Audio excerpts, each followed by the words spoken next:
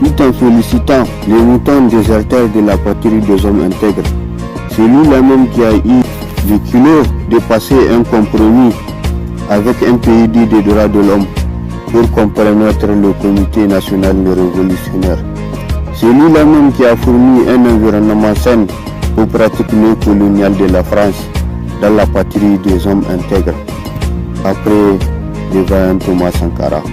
C'est lui-là même qui a eu l'animosité de planter un couteau de la haute trahison dans le dos du capitaine Thomas Sankara, tout en sponsorisant les moutons économistes de la Côte d'Ivoire.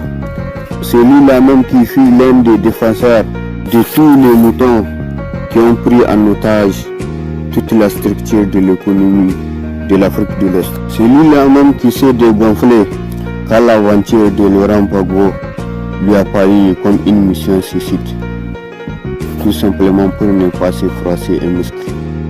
Après tout, je pense que si seulement je peux faire un tour dans le monde recoin du Robert comme de la Rousse, je trouverai le concept du mythe de la démocratie, tout simplement parce que dans mon pays comme dans la plupart des nations africaines, la démocratie est juste un gouvernement du peuple par des animaux politiques qui sont aussi aimables qu'une porte de prison.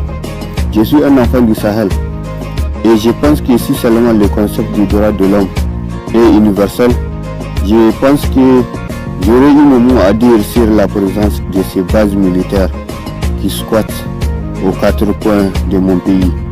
Je pense que si seulement le droit de l'homme n'admet aucune dérogation, ces bases militaires ne regarderont jamais nos FDS avec un œil sournois et scié de tirs aux quatre coins du Sahel.